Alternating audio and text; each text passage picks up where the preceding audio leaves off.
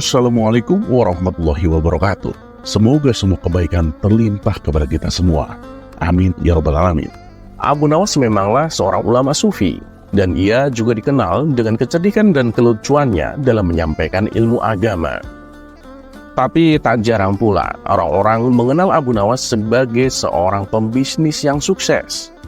Caranya bernegosiasi dalam menawarkan barang dagangannya selalu sukses tanpa perlu banyak drama.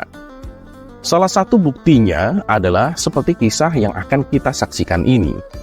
Abu Nawas mampu menjual sapi dengan harga lebih tinggi dari harga pasaran, tanpa ada penolakan dari si pembeli.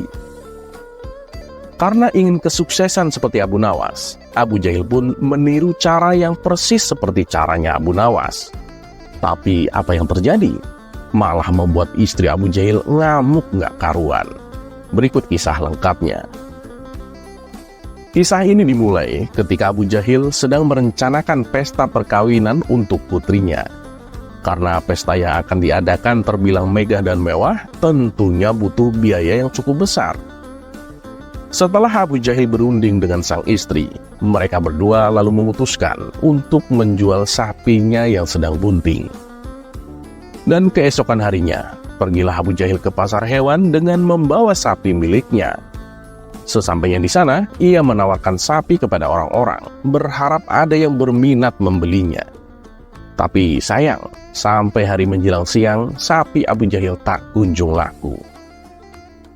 Aduh, kalau begini, sepertinya rencanaku mengadakan pesta gagal. Batin Abu Jahil penuh kecewa. Tidak berapa lama, kebetulan Abu Nawas melintas di pasar hewan.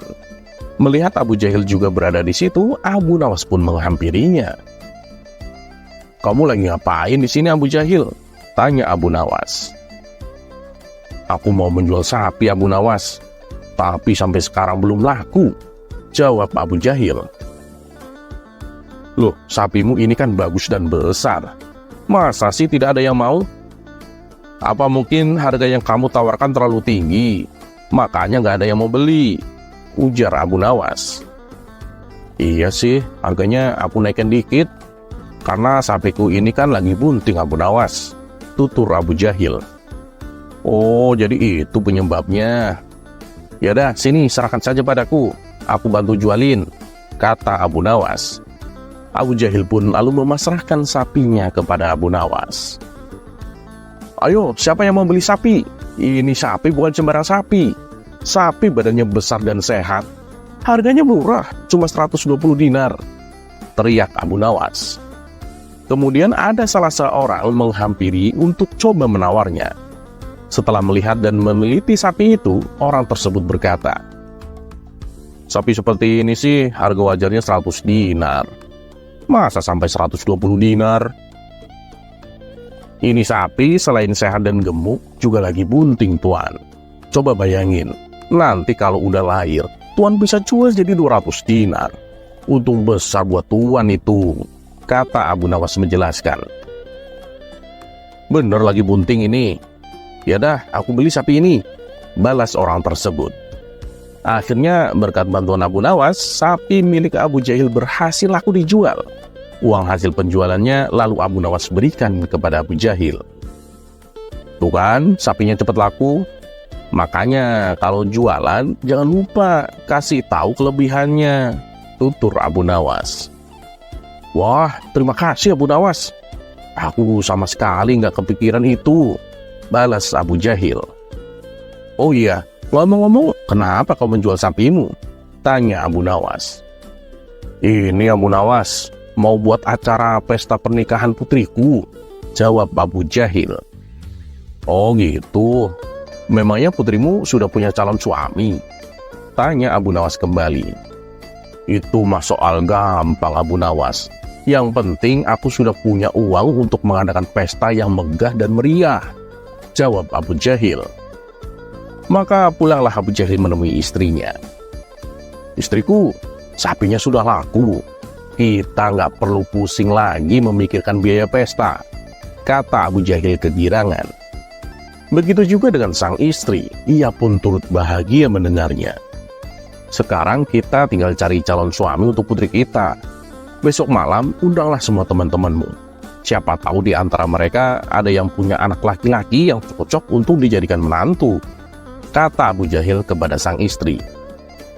Dan singkat cerita, pada malam berikutnya seluruh tamu undangan telah berkumpul di rumah Abu Jahil. Istri Abu Jahil lalu berkata di depan tamu undangan yang tak lain adalah teman-temannya sendiri. Para hadirin sekalian, rencananya saya akan mengadakan pesta besar-besaran untuk perkawinan putriku.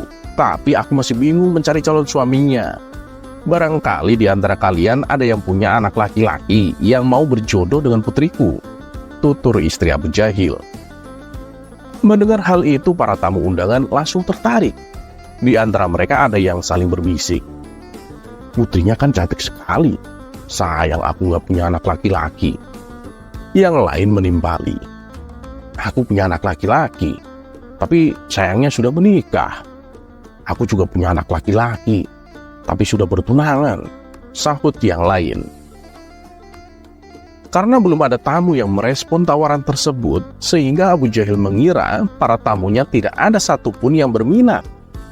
Maka tiba-tiba Abu Jahil berdiri dan berkata di hadapan para tamunya, semuanya, yang terpilih menjadi calon suami putriku adalah pemuda yang paling beruntung. Karena putriku bukan hanya cantik, tapi dia juga sedang bunting 2 bulan. Sontak para tamu undangan terkejut dibuatnya. Begitu juga dengan istri Abu Jahil. Akibat perkataan itu, semua tamu undangan langsung membubarkan diri. Tentu saja mereka tak mau menikahkan anaknya dengan anak Abu Jahil, walaupun dikasih bonus sekalipun. Betapa marah dan kecewanya sang istri kepada Abu Jahil selaku suaminya. Kamu ini kenapa sih ngomong sembarangan? Bentak sang istri.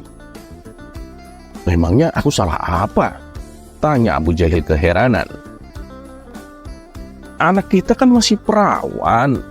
Kenapa kamu bilang lagi bunting 2 bulan? Kata sang istri penuh emosi.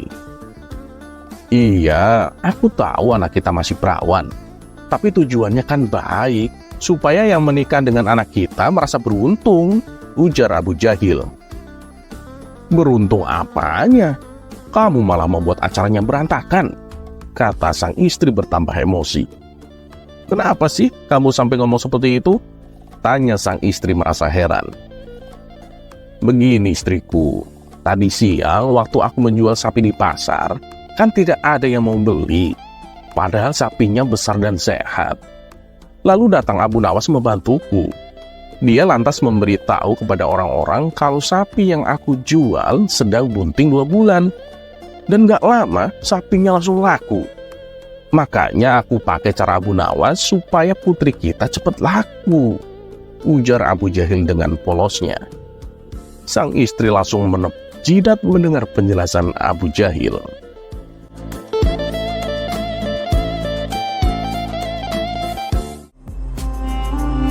Kisah selanjutnya, kita sepakat akan satu hal, yaitu tidak ada yang bisa menyalahkan Abu Nawas. Seperti pada kisah kali ini, dengan kata-katanya Abu Nawas lolos dari stempel salah. Berikut kisahnya. Suatu kali Abu Nawas pergi keluar kota untuk menemui sahabat lamanya. Dengan membawa perbekalan seadanya, ia berangkat menuju kota tempat sahabatnya. Dan singkat cerita, sampailah ia di rumah sahabatnya itu. Assalamualaikum, ucap Abu Nawas saat mengetuk pintu rumah sahabatnya. Saat pintu rumah dibuka, sahabatnya kaget bercampur bahagia. Waalaikumsalam Abu Nawas, apa kabarmu? Jawab sahabatnya sambil memeluk Abu Nawas.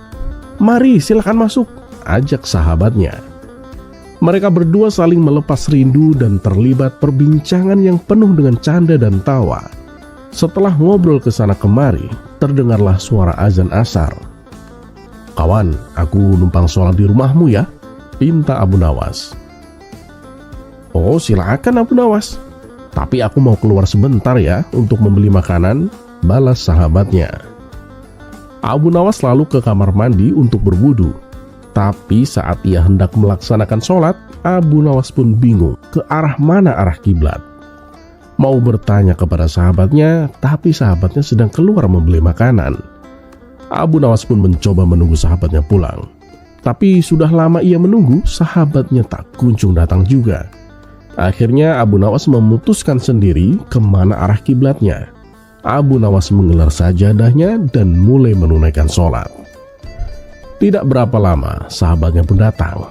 Ia tertawa melihat Abu Nawas sholat menghadap arah kiblat yang salah. Setelah Abu Nawas selesai menunaikan sholat, sahabatnya berkata memberitahu, Abu Nawas, arah kiblatnya bukan ke situ, tutur sahabatnya. Hah? Sholatku salah kiblat? Tanya Abu Nawas kaget. Iya Abu Nawas, salah kamu itu, kata sahabatnya sedikit meledek. Wah, aku tuh gak pernah salah arah kiblat, kata Abu Nawas mencoba mengeles. Lah terus tadi itu apa? Kamu emang salah kiblat kok Abu Nawas, tutur sahabatnya. Bukan aku yang salah, tuh sajadahnya yang salah kiblat. Tegur saja sajadahnya, jangan aku, balas Abu Nawas. Keduanya pun tertawa bersama-sama. Ya sudahlah, mari kita sholat berjamaah. Habis itu kita baru makan bersama, balas sahabatnya. Kisah selanjutnya. Suatu hari, ada seorang rahib berpenampilan layaknya orang suci. Namun ia terlihat kebingungan. Beberapa kali ia mondar-mandir tepat di depan rumah Abu Nawas. Karena merasa kasihan, Abu Nawas lalu menyapanya. Wahai tuan, sepertinya Anda bukan orang sini ya. Siapa Anda? Tanya Abu Nawas. Iya, asal saya sih dari negeri seberang. Saya ini adalah seorang rahib, jawab orang tersebut. Rahib? Apa itu rahib? Tanya Abu Nawas. Rahib itu adalah orang yang bertugas untuk membimbing manusia menuju surga, jawab orang itu kembali. Oh, tapi dari tadi aku perhatikan Anda terlihat sedang kebingungan. Sudah beberapa kali Anda mondar-mandir tepat di depan rumah saya. Memangnya Anda itu mau kemana? Tanya Abu Nawas. Saya mau ke pasar, tapi tak tahu jalannya, ujar sang rahib. Mendengar jawaban itu, Abu Nawas menahan tawa. Bagaimana bisa Anda membimbing manusia ke surga kalau arah ke pasar saja Anda tidak tahu? Celetuk Abu Nawas. Mendadak muka sang rahib berubah menjadi sewot. Ia langsung pergi meninggalkan Abu Nawas.